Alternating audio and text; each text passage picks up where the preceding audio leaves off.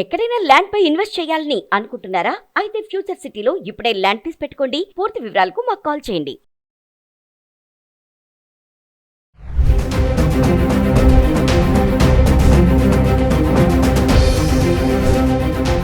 నమస్తే, welcome back to Suman TV. మరి నిన్న జరిగినటువంటి ఇన్సిడెంట్ గురించి మాట్లాడుకుంటే, హైదరాబాద్ నుంచి బెంగళూరు వెళ్ళేటటువంటి టూర్ అండ్ ట్రావెల్స్ బస్ మరి చూస్తున్నారు కదా ఇక్కడ స్క్రీన్ మీద మనము.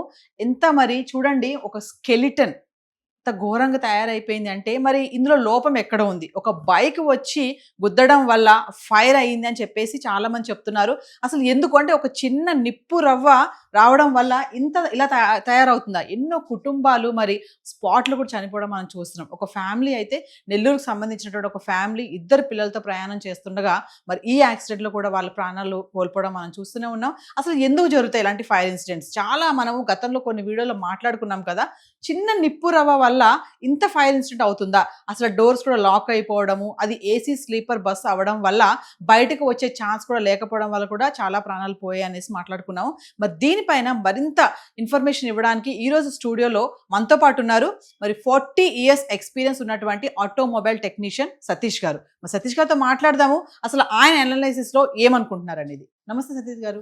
నమస్తే సతీష్, క్వశ్చన్ చెప్పండి. చూస్తున్నాం కదా మరి ఆల్రెడీ ఇన్సిడెంట్ మీరు చూసే ఉంటారు వార్తల్లో కూడా. అంటే మీ అనుభవంతో చెప్పండి, చిన్న నిప్పు రవ్వ వల్లే ఇంత ఘోరమైనటువంటి పరిస్థితి జరుగుతుందా అంటే ఏం చెప్తారు? ఏసీ గ్యాస్ కి ఫైర్ అయ్యే యాక్సిడెంట్స్ ఉంటదమ్మా. ఒక బైక్ పడినప్పుడు పెట్రోల్ బయటకు వచ్చి ఆ రోడ్డుకి రాకినప్పుడు ఒక స్పార్క్ అనేది బయటకు వస్తుంది. ఆ రావటం వలన అది ఫైర్ అయ్యి ఏసీ పైపు బర్న్ అయి ఉండొచ్చు. దానివల్ల ఎందుకంటే ఏసీ పైప్ బర్న్ అయితేనే స్పీడ్గా బర్న్ అవడానికి అవకాశాలు ఎక్కువగా ఉన్నాయి. ఏసీ పైప్ ఉన్న చోట ప్రికాషన్స్ కనుక తీసుకుంటే ఇంతమంది చనిపోవడానికి కారణం ఉండకపోవచ్చేమో అని నా చిన్న సలహా. అంటే మామూలుగా చాలా మంది చెప్పేది ఏంటంటే అండి, మామూలు ఏసీ స్లీపర్ బస్సెస్లోనే ఇలాంటి ప్రమాదాలు జరుగుతాయనేసి చెప్తున్నారు. అంటే ఏసీ వల్లేనే ఈ ప్రమాదం జరిగిందని అనుకోవచ్చు అంటారా? Exactly. AC vehicles compulsory pipes ఉన్న కాడ కొంత ప్రికాషన్స్ తీసుకోవాలమ్మా. అది అల్యూమినియం లైట్ స్పాయిల్ దాంతో నడుస్తూ ఉంటుంది. డ్యామేజ్ అనేది ఈజీగా అవటానికి అవకాశాలు అనేది 100కి 99% ఉంటాయి. ఆ పైప్ ఉన్న దగ్గర మనం కొద్దిగా ఏమన్నా ఒక సంబంధించిన దానికి సంబంధించిన ఒక హీట్ రెసిస్టెన్స్ అనేది తొడుగు వస్తుంది. అది వేయకపోవటం వల్ల ఇలా జరిగిద్దాం. అంటే కొంతమంది చెప్తున్నారండి, ఏదైతే బస్సు బండిని ఢీకొట్టిందో వెంటనే అది రాసుకుంటూ వెళ్ళిపోయింది, ఫైర్ వచ్చింది, కొన్ని స్పార్కిల్స్ లాగా రావడం జరిగింది. ఇమీడియట్లీ బైక్ యొక్క పెట్రోల్ ట్యాంక్ పేలడం, దాని నుంచి బస్సు డీజిల్ మ్యాచ్ అవ్వడం వల్ల ఇంత ఫైర్ జరిగింది అనేసి చెప్తున్నారు. నిజమే అంటారు? అది వాస్తవేనమ్మా. ఆ బైక్ కింద పడి పెట్రోల్ బరస్ట్ అయ్యి ఈ బైక్ నేల మీద రాకినప్పుడు ఒక స్పార్క్ అనేది ఇంటిడెంట్గా వచ్చి ఆ ఏసీ పైప్ దగ్గర ఎక్కడో ఫైర్ అయి ఉండొచ్చు అని నేను నా అనుభవంతో చెప్తున్నాను. ఎందుకని ఆ ఏసీ పైప్ ఒక్కదానికి అంత స్పీడ్గా ఫైర్ అయ్యే గుణాన్ని కలిగి ఉంటుంది. చాలా మంది ఆ ఏసీ దాన్ని కొద్దిగా నిర్లక్ష్యం చేస్తారు. దానికి బాగా చేసుకుంటే బాగుంటుందని ఒక ఫ్యామిలీ, ఒక పర్సన్ అంటే ఒక ఫ్యామిలీ 4 members ఉండే ఫ్యామిలీ అర్ధాంతంగా వాళ్ళు ఆగిపోతే వాళ్ళ ఫ్యామిలీ ఏమైపోతుందని ఆలోచన మనం కూడా కొద్దిగా చేస్తే బాగుంటుందని నా ఆలోచన ఈ ఆటోమొబైల్లో. సతీష్ గారు, ఒక విషయం చెప్పండి. మరి ఇంత ఇన్సిడెంట్ జరిగినప్పుడు డ్రైవర్ కి కానీ ఒక అలారం, ఒక సెన్స్ వస్తుంది కదా, సో మనకు ప్రాబ్లం ఉంది, ఒక సమస్య రాబోతుంది, మనకు డేంజర్ జోన్ లో ఉన్నామని చెప్పేసి అలారం కానీ ఇలాంటి సెన్సర్స్ కానీ లేవంటారా, ఉండవంటారా? అసలు బాడీ బిల్డ్ చేసేటప్పుడు వాళ్ళు అది అడిగితే పెడతారమ్మా. మనం అడగపోవటం వల్ల ఎవరో ఏది చేయరు. మనం అడిగి నా కస్టమర్లో వెళ్ళేటప్పుడు నా కస్టమర్కి సేఫ్టీ ఉండే విధంగా మీరు మాకు ఏం చేసి పెడతారని ఆ బాడీ బిల్డింగ్ చేసే ఒక పర్సన్ అడిగితే అతను సలహా ఇస్తారు. ఇలా అలా పెట్టుకుంటే బాగుంటుందండి, దీనికోసం ఎంత అమౌంట్ ఛార్జ్ అవుతుంది, దాన్ని మీరు బేర్ చేస్తా అంటే నేను దీన్ని పెడతాకి సిద్ధంగా ఉన్నా అని చెప్పి వాళ్ళు పెడతాం జరుగుతుంది.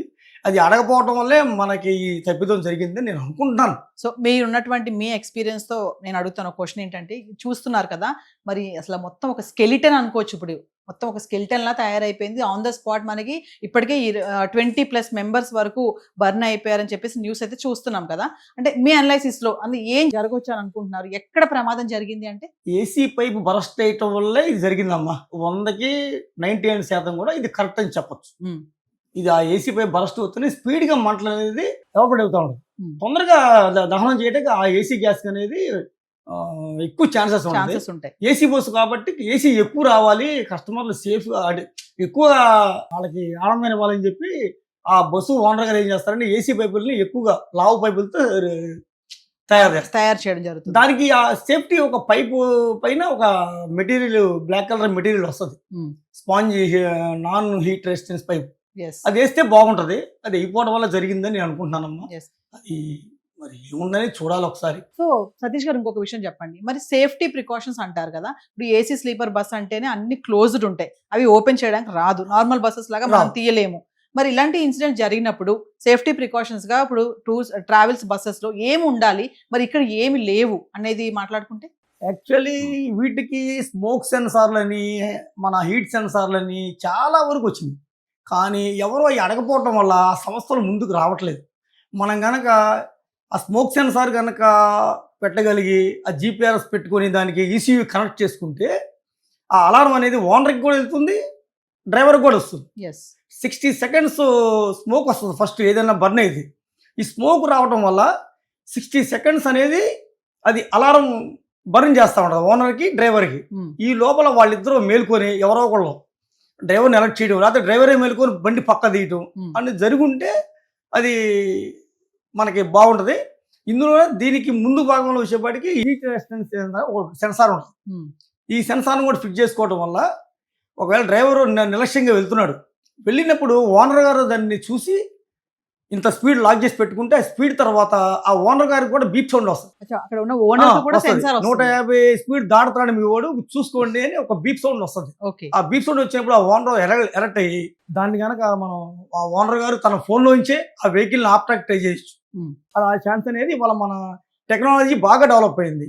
ఈ టెక్నాలజీని వాడుకొని ఉంటే బాగుంటుందని నేను చాలా ఆశిస్తున్నానమ్మా. ఇంకా చూస్తే అండి మరి నిర్మాణ లోపం ఉంటుంది, ఏదైతే ఈ బస్ మ్యానుఫ్యాక్చరింగ్ ఉంటుందో, ఏదైతే మెటీరియల్ ఉంటుందో ఆ మెటీరియల్ కూడా సరిగ్గా లేకపోవడం వల్ల కూడా ఇలాంటి చిన్న చిన్న ఇప్పుడు బైక్ చూడండి వెళ్ళడం వల్ల, గుద్దడం వల్ల, ఫైర్ స్పార్క్స్ రావడం వల్ల ఇమీడియట్లీ ఇంత బ్లాస్ట్ అయ్యింది అనేసి అంటున్నారు.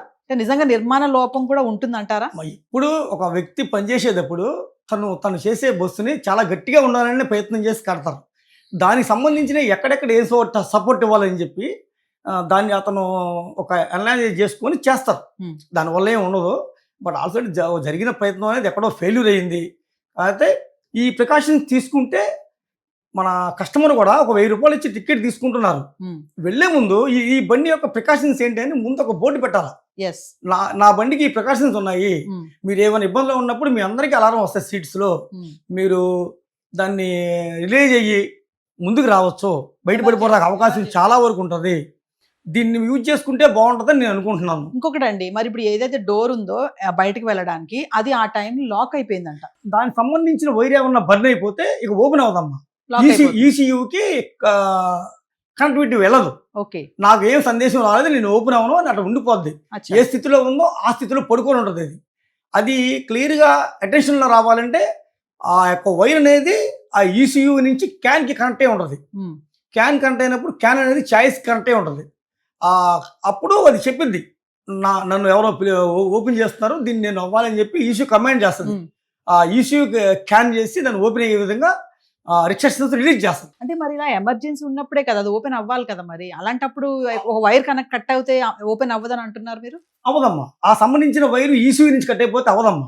ఇప్పుడు బ్రెయిన్ నుంచి వెళ్ళే ఒక నరము మనం చేయి లేపాలి అనుకున్నప్పుడు అది ఆ నరం బాగుంటేనే మనం లేపగలుగుతాం, పట్టుకోగలుగుతాం. ఇది కూడా అంతే సేమ్. ఈసీయూ చెప్తేనే అది వింటది.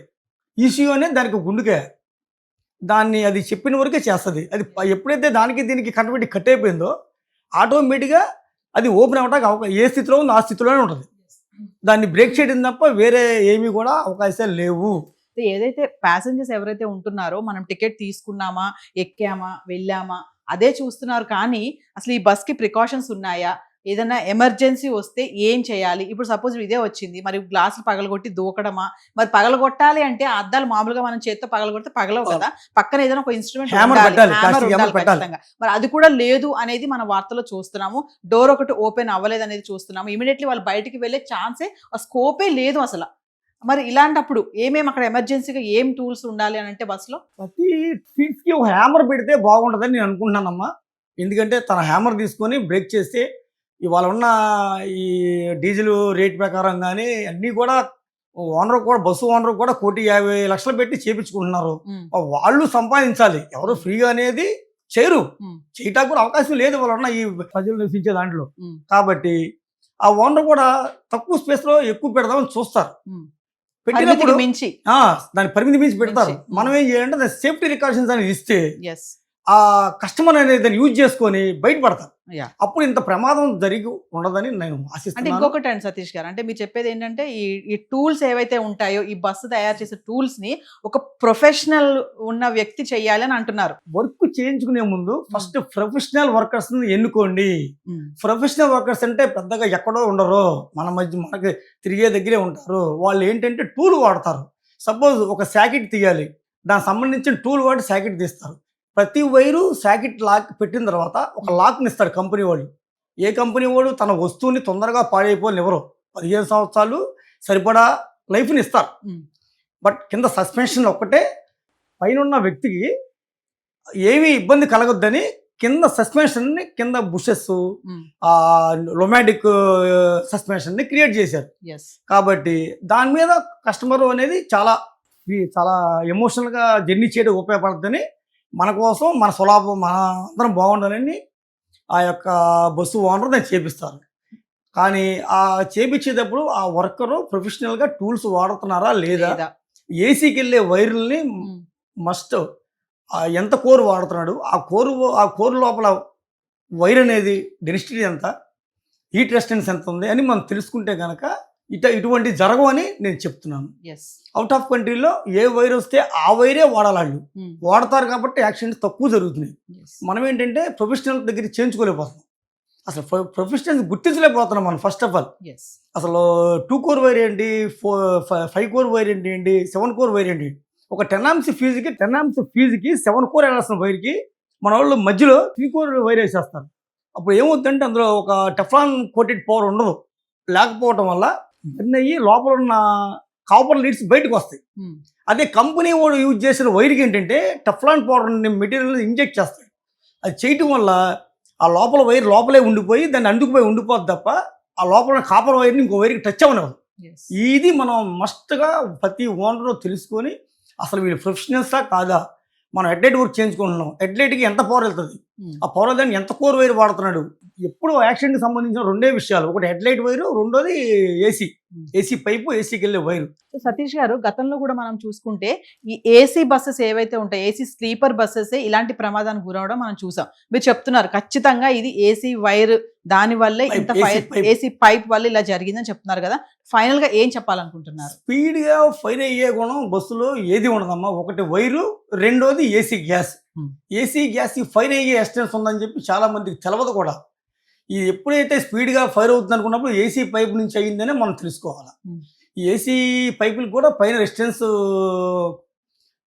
ఒక తొడిగితే అది మ్యాక్సిమం మొత్తం కాకపోయినా కొంత కాపాడి జనాభా బయటకు వస్తాయి, కొద్దిగా మనకు ఉపయోగకరంగా ఉంటుంది అనుకుంటున్నాను. ఎస్. సో ఏదేమైనా సతీష్ గారు, మరి ఎంతో సంతోషంగా ప్రయాణిస్తున్నటువంటి ప్యాసింజర్స్ ఎవరైతే ఉన్నారో, కొంతమంది 40 మంది అంటున్నారు, 41 మంది అని చెప్తున్నారు. మరి అందులో 20కి పైగా ఇప్పటికే బాడీస్ మనము వస్తున్నాయని చెప్పేసి మనం వార్తల్లో వింటున్నాం. ఏదైనా ఇది ఒక ఘోరమైన సంఘటన అనుకోవాలి. సంతోషంగా వెళ్తున్నటువంటి వాళ్ళు ఇలా విగత జీవులుగా మారడము, ఇంకా ఇప్పుడు వాళ్ళకి DNA టెస్టులు చేసి ఎవరి బాడీ ఏంటి అనేది కూడా ఇంకా గుర్తించే విధంగా అసలు లేవంట, గుర్తించాల్సినటువంటి ఛాన్స్ కూడా లేదు అక్కడ చెప్తున్నారు.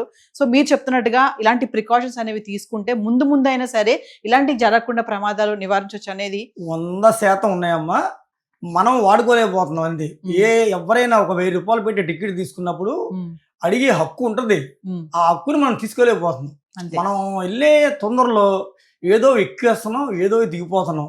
ప్రమాదం జరగకపోతే హ్యాపీ, బాగానే వెళ్ళిపోయి జరిగినప్పుడు అంచనా వేయడానికి మనం చాలా బాధగా మాడుకోవాల్సి వస్తుందమ్మా. నేను అనేది ఏంటంటే సెన్సార్లు వాడండి. ఇండియాలో కూడా సెన్సారింగ్ వ్యవస్థ బాగుంది, దాన్ని మీరు అందరూ ఆదరించి ఇంకొక 1,00,000 మందికి ఉద్యోగాలు వస్తాయి. బయటికి వెళ్ళరు, ప్రతి ఒళ్ళు బయటికి వెళ్తున్నారు. ఇండియాలో పని చేసుకునే అవకాశాలు ఉన్నాయి కదా, ఎందుకు లేవు? అక్కడికి వెళ్ళి అన్ని పనులు చేస్తున్నాం, మనం ఇండియాలో చేద్దాం. మన కంట్రీ బాగుపడుతుంది. మన కంట్రీలో మనం తయారు చేసే కంపెనీ సామాన్లకి మన కంట్రీకి అమౌంట్ ఇద్దాం, మన గవర్నమెంట్ రెవెన్యూ పెంచుదాం. ఎంతసేపు మనం బయట దేశానికి వెళ్తున్నాము, బయట దేశానికి వెళ్ళి అక్కడ ఉన్న సెన్సార్ గురించి మనం ఎక్స్ప్లోర్ చేస్తున్నాము. ఇండియా ఉన్న సెన్సార్ని ఎక్స్ప్లోర్ చేయండి, వాడండి. ప్రతి సెన్సార్ దొరుకుతుంది ఇండియాలో, ప్రతి స్టేట్లో దొరుకుతుంది. ఎవ్వరు ఆదరించట్లా. నేనే ఉన్నాను, ఎన్నో చేయగలుగుతా. కానీ నాకే ఇంతవరకు ఈ 40 ఏళ్ళ 55 ఏళ్ల కాలంలో నాకు ఒక్కరు కూడా ఇన్వెస్టర్ రాలేదు. ఎన్నో ఇన్వెస్టింగ్ చేశాను నేను, కానీ నాకు ఆదరించిన వాళ్ళు, డబ్బుగా ఆదరించిన వాళ్ళు లేరు. నేను 2019లోనే ఆలోచించాను ఈ సెన్సారింగ్ వ్యవస్థ పెడితే ఇలాంటి కాలువని. కానీ ఎవరు కూడా నన్ను ఆదరించడానికి ఎవరూ రాలేదమ్మా. ఈ సెన్సారింగ్ వ్యవస్థను వాడుకుంటే ఎస్ ఈ ఎక్కడ ప్రొఫెషనల్స్ పనిచేసే దాన్ని ఎదుర్కొని వెళ్తే ఇటువంటి ఇంకా జరగమని నేను ఎంతో నమ్మకంతో ట్రస్టబుల్తో నేను చెప్తున్నానమ్మా. ఈ ఎప్పుడైనా ఒక కాలిపోతున్న అనుకున్న విషయం వచ్చిందంటే మన ట్రావెల్స్కి అది ఏసీ బస్సే అవుతుంది, ఏసీ నుంచే జరుగుతుంది, ఒక హెడ్లైట్ వైర్ నుంచే జరుగుతుంది. ఈ రెండు తప్ప వేరే ఆప్షన్స్ లేవు. అసలు వాళ్ళ హైడ్రాలిక్ అనేది ఏ బస్కి యూజ్ చేయట్లేదు, మొత్తం రొమాటిక్కే నడుస్తుంది. రొమాటిక్ అంటే ఎయిర్ సస్పెన్షన్. పైన ఉన్న వ్యక్తికి కింద ఉండే గుంటలు తెలియకుండా సస్పెన్షన్ కిందకి మీదకి చేయటం అనేదాన్ని రొమాటిక్ని యూజ్ చేస్తున్నారు. కాబట్టి ఇది కూడా ద బెస్ట్ కస్టమర్కి సర్వీసే. ఇది ఒక్కటి చూసుకుంటే బస్సు ఓనరు ఇంకొకసారి తను కూడా బాధపడకుండా, తనకే బాధే ఉంటుంది, తన బస్సు కాలిపోయింది, ఇంతమంది చనిపోయారు తన వల్ల, అతను కూడా ఒక వారం రోజులు భోజనం చేయడానికి అవకాశం దొరకదు. మనం అనుకుంటాం ఆయన సంపాదించాడని. కాదు, అతను సంపాదించినప్పుడు ఏమి జరగకుండా సేపు అని ఆనందం. ఇంతమంది చనిపోయినప్పుడు ఆ బాధ ఆయనకి మనకన్నా ఎక్కువ ఉంటుంది. కానీ అది ఎక్స్పెక్ట్ చేయాలంటే మన జనాభా ఏంటంటే జరగంగానే ఆ వ్యక్తిని కొట్టేయాలి, చంపేయాలి, తిట్టేయాలి. ఈ మూడే జరుగుతున్నాయి, ఆలోచన లేదు. నేను అనేది ఏంటంటే సెన్సారింగ్ వ్యవస్థను వాడండి. ఏ టెక్నాలజీ చాలా గొప్పగా ఇంజెక్ట్ అయ్యింది. ఎన్నో విఎం సంస్థలు వచ్చినాయి. ఒక సాఫ్ట్వేర్ చేస్తే విఎం సంస్థలు రెడీగా ఉన్నాయి మేము సర్వీస్ చేయడానికి. కోడింగ్ వాడే చోట విఎం సంస్థలు వాడాలా అని సపోర్ట్ తీసుకోవచ్చు. చాలా ఉన్నాయి విఎం సంస్థలు ముందుకు రావడానికి. కోడింగ్ ఉన్న ప్రతి దానికి విఎం సంస్థ కావాలి. విఎంని మెయింటైన్ చేసేవాళ్ళు సపరేట్గా ఉంటారు మనకి. దాన్ని యూజ్ చేసుకొని చక్కగా ఇంకెప్పుడు జరగకుండా చాలా బాగా జర్నీ సాగాలని ఈ సెన్సారింగ్ వ్యవస్థ గురించి ఇంకా చెప్పమంటే నేను ఎక్కువగా చెప్పడానికి రెడీగా ఉన్నాను. మీరు యూటిలిటీ చేసుకోండి. ఖచ్చితంగా సతీష్ గారు, ఈ సెన్సార్ ఏదైతే చెప్తున్నారో మీరు, మనం మరొక వీడియోలో దీని గురించి మాట్లాడుకుందాము. సో ఏదేమైనా విలువైన సమాచారాన్ని అందించారు. థ్యాంక్ యూ అండి. Thank you.